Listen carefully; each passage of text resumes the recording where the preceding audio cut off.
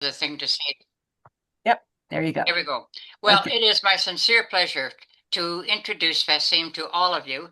He's recognized actually throughout the AI industry as Vaseem the AI guy. And he's a leading Canadian AI strategist, he's an educator, and he's also a best-selling author. And so I wanted to know about AI and how I might use it, and I found him. And the rest is history. Vaseem used his vast knowledge in a way that was understandable to me, a senior, an older adult, and we clicked. So, in addition to running his business as the AI Sherpa, Vaseem is active in our community. He's a member of the Brantford Rotary Club, on the board of the Brant United Way, an active member of the Chamber of Commerce, but most important, he's now the Vice President of the Grand River Council on Aging. And we welcome him, and it's over to you, Vaseem. Oh, thank you, Lucy. What a lovely introduction. Can everybody hear me okay before I get started? That way, if it's very clear, then I know, with my temperature and volume how to play. So I'll just kind of take a thumbs up from or Linda or Lucy. Can't really see anyone on the screen. If you could just kind of let me know by voice, then I'll continue. But if we're starting off on a bad foot, then might want to change You're it up a good to bit. go. Let's do it. Okay, so good morning, everyone. As you saw from that lovely introduction, I am Vaseem, the AI guy. But today's not really about me. Today's about having a conversation around this subject called AI. And I'd like to have a safe and a calm conversation about it, because it's probably something you've been hearing about in the news. If you happen to have children, then they're probably dealing with it at work. And if you have the luxury of grandchildren or great grandchildren, they are absolutely going to grow up with something like this. So my goal for all of us today is not to make you an AI expert overnight. It's to help you understand just enough so you can have intelligent dialogue with some of these people, to suss out some of the noise that comes from the media, and also so you don't feel left out.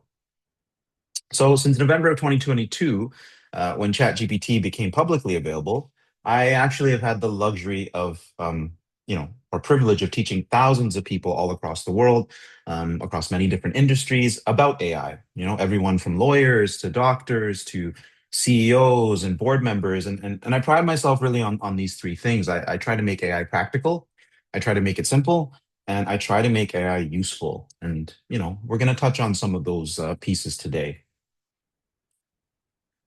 Because in my adventures, there's this concept. If anybody's written or read the book Think and Grow Rich by Napoleon Hill, he talks about at the very last pages of his book, the ghost of fear. And in my adventures across life and even with the AI stuff, I've observed that in human beings, when we don't understand something, we fear it. And that can cause a lot of, downstream issues because what we fear, we tend to judge as evil, right? And then if you go down that thought process, what we judge as evil, we try to control, and naturally, as human beings, when we can't control things, we attack, right? And this has been true throughout history, right? New technology arrives, we don't understand it, we worry. So my goal today again is about replacing some of that fear with a little bit of understanding from the top.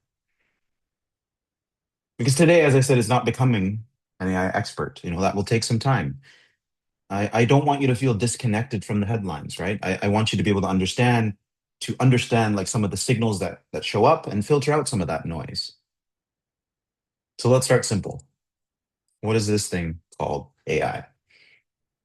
In the simplest way, you can look at it as a new tool, right? It's a new tool at the basic level.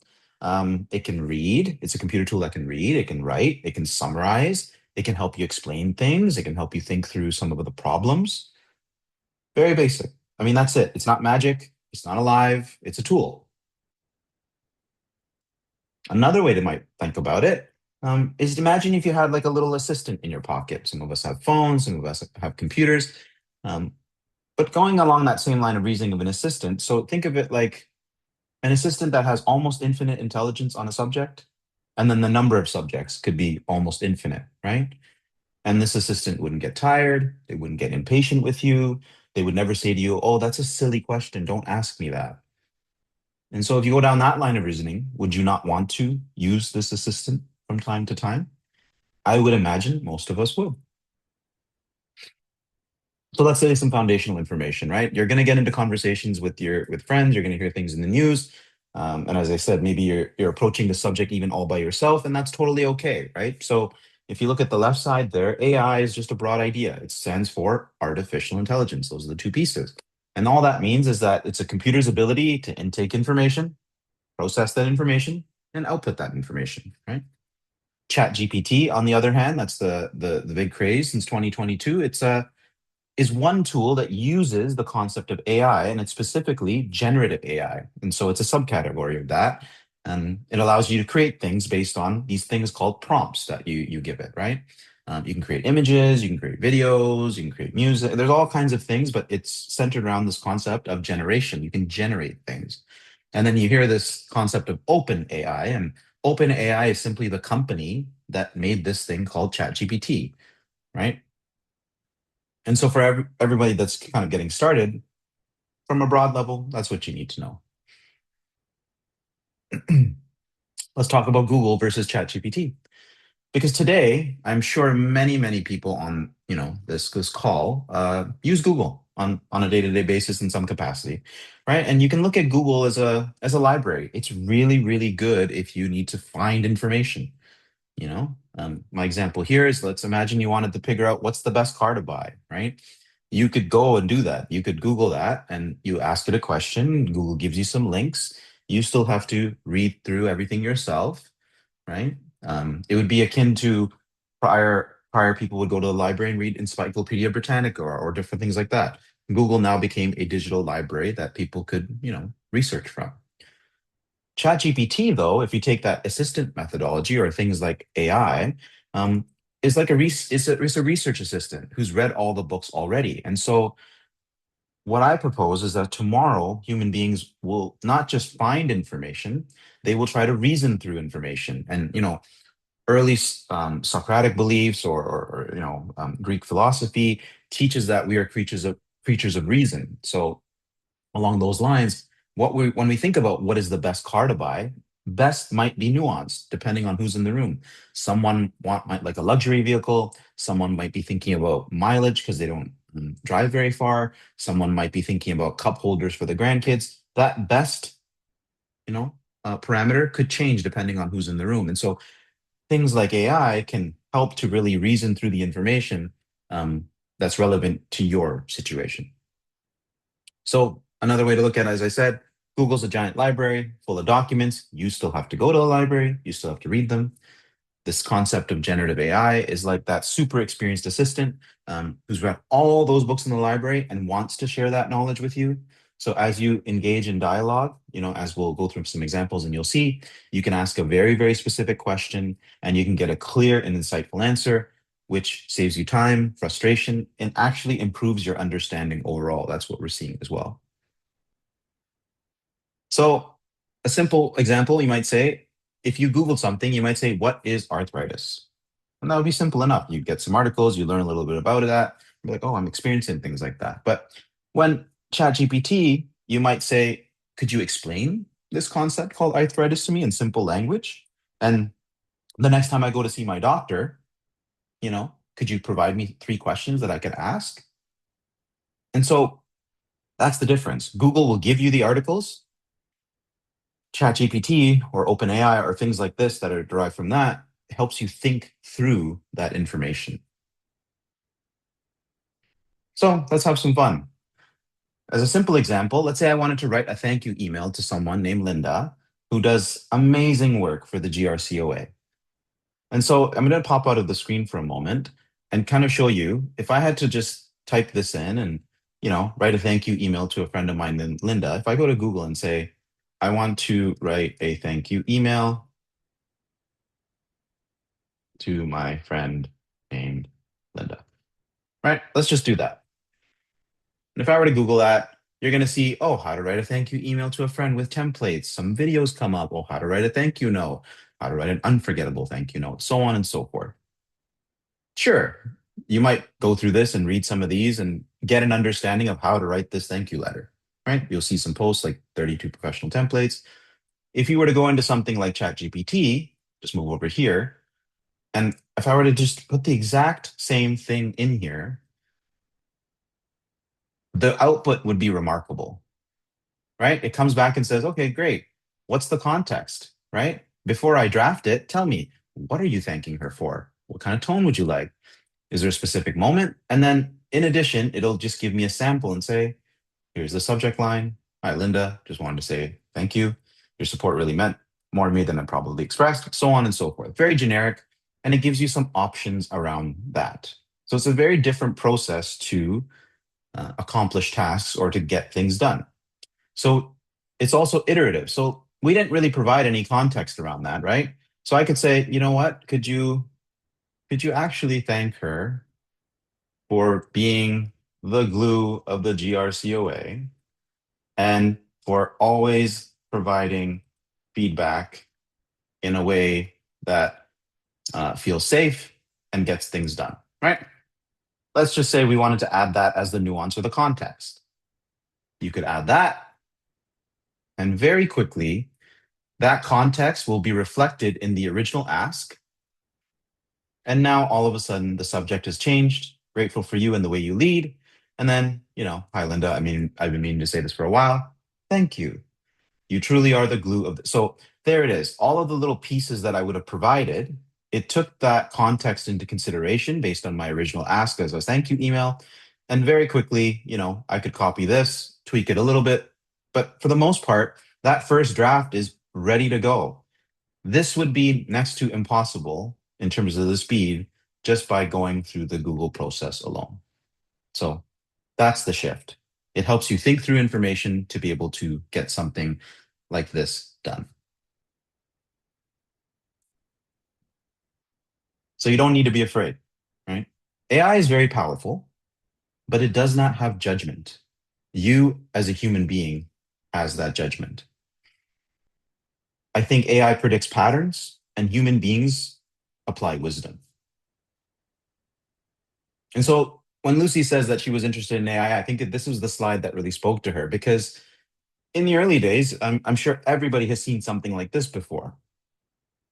Calculator takes very, very specific inputs from you, and then it does some processing and it produces some output for you. And when calculators first came out, people were worried that it would ruin math. Sure, in the short term, maybe it did, but it did make arithmetic faster. And I'm sure many accountants, if there's anybody on the call from Millards today, they're probably grateful for calculators and Microsoft Excel. So AI is similar to that. It can speed up certain tasks. It should not replace human thinking. So you should not outsource your thinking to something else. I think that's something very, very important that I try to educate folks on as they navigate this AI journey. And so without getting too technical, AI doesn't think the way human beings do. You'll see the second piece here. It's actually based on this concept called prediction over precision.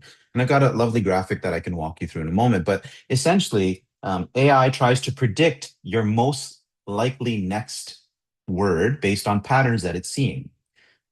That means it can be helpful, and it can also make mistakes, which is why the third point on this slide is very, very important. You always want to make sure that the human being is involved in the process because generative AI or AI is most effective when human expertise is the one that guides it, reviews it, and then provides that feedback. As we saw in our simple example with Linda, we started with a generic kind of idea, and then we're like, no, actually, what I was really looking for was this, right? And so you go through that iterative process because inherently it may not get it on the first round. And so without getting too technical again, you can look at a generative AI language or an LLM, a large language model. The statement is simple. Let's say we were to write the words, the cat sat on the, and that's all we wrote. Inside the language model, it's going, the cat sat on the individually, and it's assigning weights based on those little statements. And this is just an advanced neural network, but it's looking to say, well, what is the output that is the highest, has the highest likelihood to be produced? So was the cat sat on the roof? The cat sat on the couch? The cat sat on the chair? These are all possibilities. But when we're looking for the inference of the actual statement, it's the cat sat on the mat that gave the highest probability. And this neural network designs that and looks for that. And then it concludes that, okay, the user is looking for the statement, the cat sat on the mat. As you can see, there is a margin of error here. So when the user sees that, the cat sat on the mat, they'd be like, no, actually, the cat sat on the hat. Could be that. Not even included on here, right? I'm just quoting my lowly Dr. Seuss. On the subject of human assistance, though, always double check important information, right? If you're going to use AI, use it as a helper. Do not use AI as a final authority. And we call this concept keeping the human in the loop because there is going to be some times where AI inherently, because it's been trained on human data, it's going to have its own biases. You, as your own human being, are going to have your own biases. And so, understanding that there is that happening, you at the end of the day must make the decision on what is the final call of the output. And clearly, as we saw from the technical example, that AI doesn't, it may misfire and misinterpret based on the probabilities that it's assigning to things. And they say language models are probabilistic, not deterministic. And unfortunately, human beings, we love precision, right? 1 + 1 has to equal 2. If you're designing something for a bridge and they have any margin of error, that's a risk and that's a safety risk. So I understand the importance of having precision. If you go into that expectation with a language model or with AI, you will be very disappointed. And then once you're disappointed with that, without managing those expectations, it'll create friction. Once you have friction created, you're less likely to see the potentials and the beauties of something like AI. So always keep the human being in the loop. So when we're talking with these language models like generative AI, when I was typing that information in here, right, those little pieces thanking her for being the glue, and then even the original piece going back at the top here to say, I want to write a thank you email.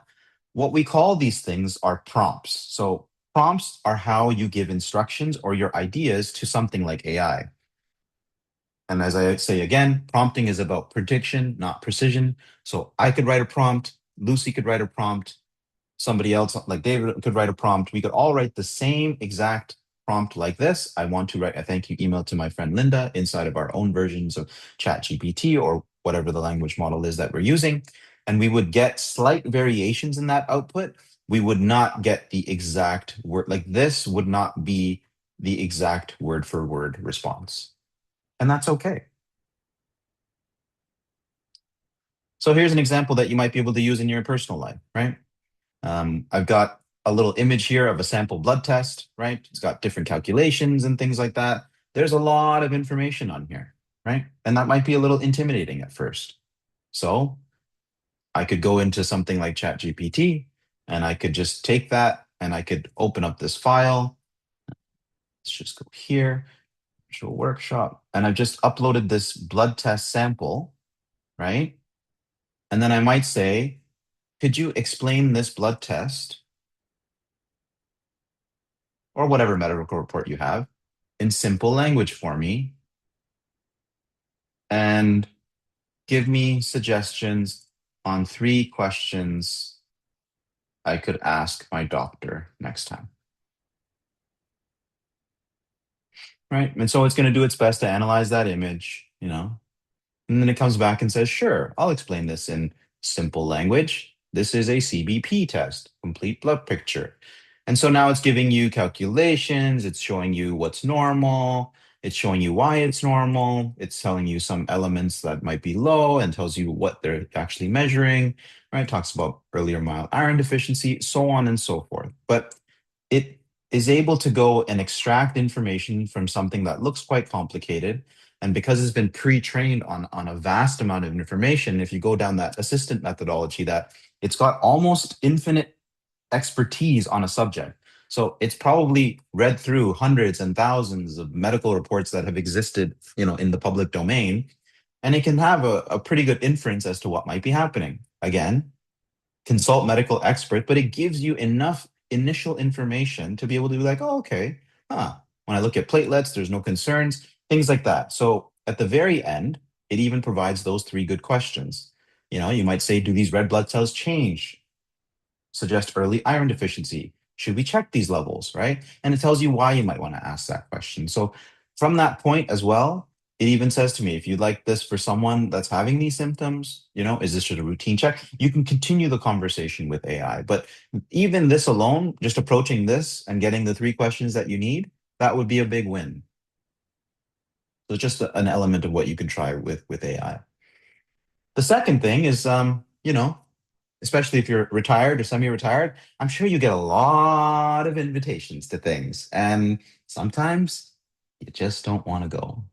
So you might leverage AI, and say, hey, could you write me a polite email invitation? Sorry, an email declining this invitation because of XYZ reasons. So that's one way you can use it as well as a writing helper. And again, if you get long articles or blog posts that you're reading or big documents that from the World Economic Forum that sometimes are like 300 or 400 pages long, you could, again, similarly upload that information into something like AI and ask it to summarize this massive document into 5 key points. So in that way, by doing simple tasks like that, preparing you for your appointment, or even, summarizing some long articles, using AI reduces a lot of your personal overwhelm. Because the technology is affecting all generations, right? This is a study that was done in 2024, I believe in the later end, so the second half of 2024, about a year and a half ago. And, I imagine if you've got children, they're navigating this at work. And as I said in the opening part of the talk, your grandchildren will definitely grow up with it. And one of the most powerful things that you can do is to have, the capacity to ask them, how is AI showing up in your life? You know? And what I've learned is that actual genuine curiosity about a subject is what gives people the ability to build meaningful connection. Because the challenge is, technology will always disrupt in the short term. I'm sure by a cross-sectional just view of the room, you were around when the tractor changed farming, right? And you were definitely around when the calculator changed accounting, and then the internet changed everything. And so AI is one of those shifts again. So short term, definitely the change feels very uncomfortable. Long term, new roles get created, work evolves. This has happened before more than a handful of times in my own existence, and history's got a lot more evidence of that. And as the world turns, it will likely happen again. So I leave you with this thought, right?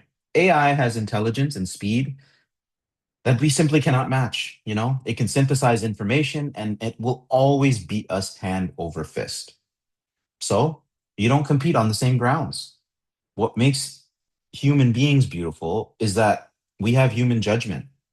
Each one of us has our own lived experience and has a unique meaning that we can bring to our conversations with AI based on that lived experience.